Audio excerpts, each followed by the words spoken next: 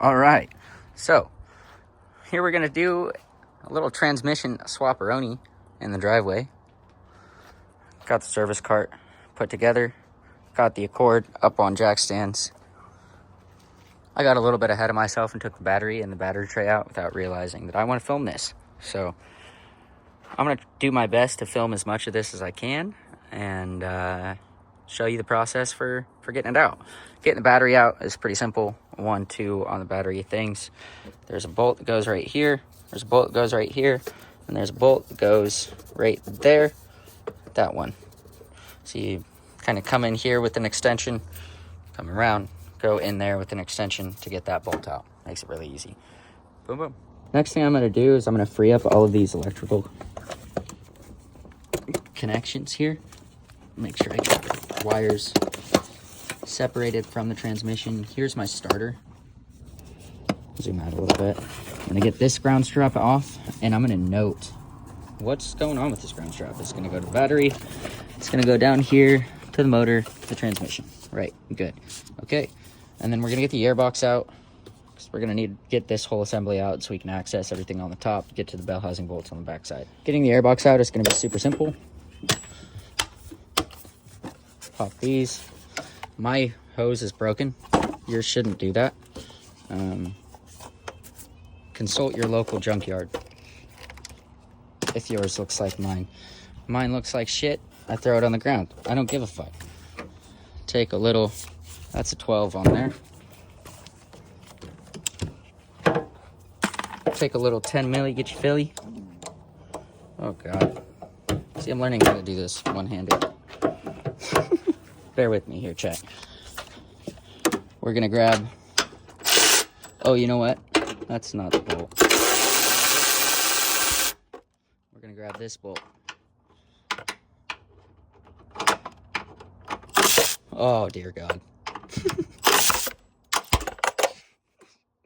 Okay, so using an extension that's way too long, unnecessarily, when you only have one hand, is not a great idea. When I have both hands, I do it all the time. It's fine. It just means one extension gets everything done. That's a ground speaker wire thing, whatever. I'll make a video eventually of me tearing the entire car apart to rip that speaker wire out, because God knows what happened there. I'm going to take these bolts. Actually, they're going to go back where they came from. It's the easiest way to not lose a bolt. Make sure you just put it back where it came from.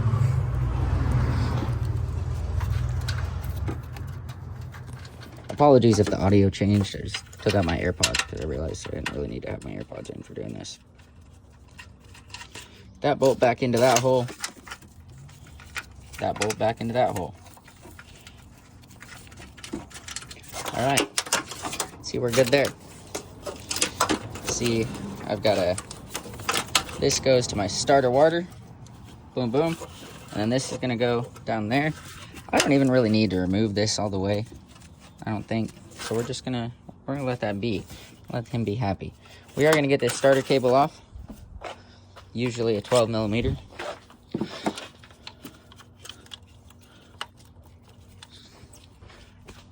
This starter can tell Mom he's got a 12 millimeter Peter. Oop. Turn our ratchet to off mode.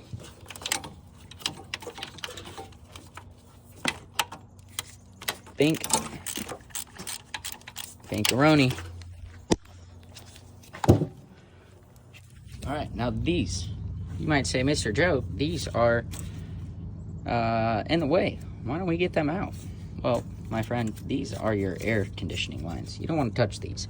Because if you do, and you don't know what you're doing, they go poof. And then you have no AC. And it's about to get nice and warm outside. It's a beautiful day here. Beautiful day today. So, we want to make sure that our customer that ends up with this vehicle has AC. So we're not going to touch those. What are we going to do next? We are, I don't know, folks. Next thing we're going to do, we're going to grab a little tiny 5.5 millimeters socket or a screwdriver, whatever floats your boat, and get this guy. We get this guy, we get this hose out of the way, and then we have a lot more access to the transmission. And then we start doing transmission things, taking wheels off, getting it done. Removing the starter, you got one bolt right here. It's 12. That's 14. Sorry. And then you got another one tucked all the way down in there. That's a bitch, unless you can kind of think your way through it. If you grab a little baby extension, a short 14, a little baby extension, and a longer extension. Don't make me break out the tape measure. Figure it out. On a ratchet, you can get right in there. I don't know if you can see that, but I'm right on the bolt head there. Come on, enhance. Give me a good old South Main Auto enhance here, baby. Come on. It does do it. Trust me. I was just on it. There it goes. You can see this one was fucking loose because the person that worked on it before me didn't know that they could do this, so they left it loose. Don't do that. Figure shit out. All right, so maybe got a little ahead of myself again, but got the starter out. The little wire on the back of it, you got to get that out. Got all these electrical connectors undone. They're a little bit hard. Be careful. Spray them with some electrical connector cleaner and an air gun, or some brake clean and an air gun, or some PB blaster and an air gun, and be patient with them. Otherwise, you will break them. Next, I'm going to pull off a vacuum. Side note, that was a breather hose, not a vacuum line. All it did was vent air. To the transmission that I don't know where that went. But I went over there to grab a pair of pliers and hit my vape. And all I did was hit my vape. Didn't grab a pair of pliers. We're gonna grab these pliers. These pliers are pretty darn important when you're doing one of these jobs, because they allow you to get things like that clip. Those clips, a lot of people end up cutting them or doing something stupid when you don't need to do anything stupid with them. You just have to pinch them, get one side to release through. However, I tried to record this, but I suck, so this is what you get. These clips back here, that is the same style as that. The trick with these is pinch it by the nose. You get one side through, and then I can't do this one-handed. Actually, maybe I can.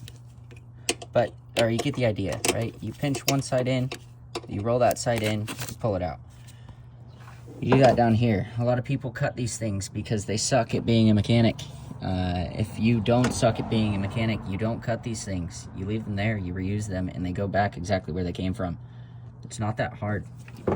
This is a shitty pair of tiny little Harbor Freight needle nose pliers, guys. It's not like I'm using fucking crazy Snap-on tools here. There's a good amount of tool truck tools over there, but you don't have to have crazy shit to do a job right. This time-lapse ended up super shitty because it wouldn't focus. I don't know why or how to get it to autofocus lock. I probably just didn't think about it before I started recording, but I'll figure it out for the next couple videos. Bear with me.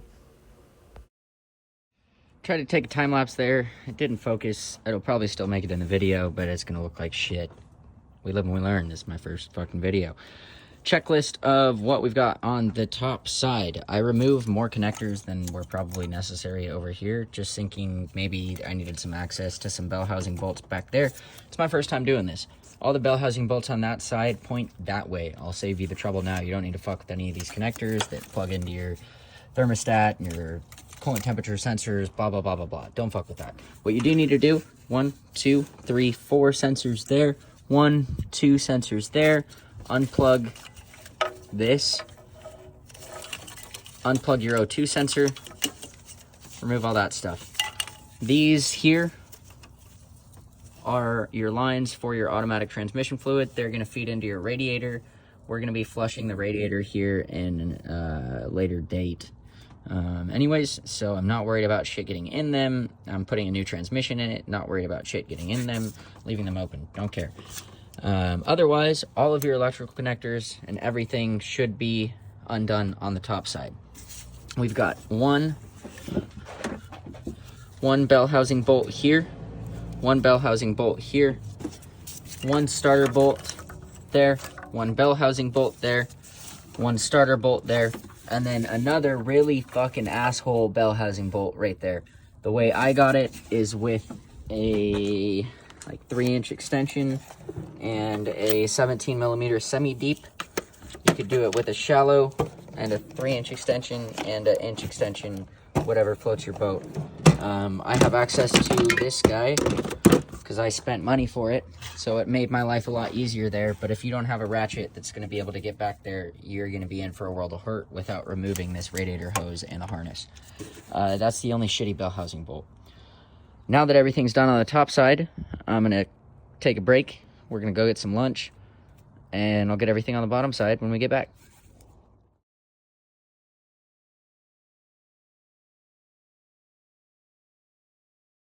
All right, ladies and gentlemen, we may have gotten a little bit ahead of ourselves here. It's now like 7 o'clock. We went and we had lunch. Lunch turned into figuring out that I needed a 36 millimeter socket to get these axle nuts off. So I hiked my happy ass to Baxter and got an axle socket, and we got it done. Got the tie rods out.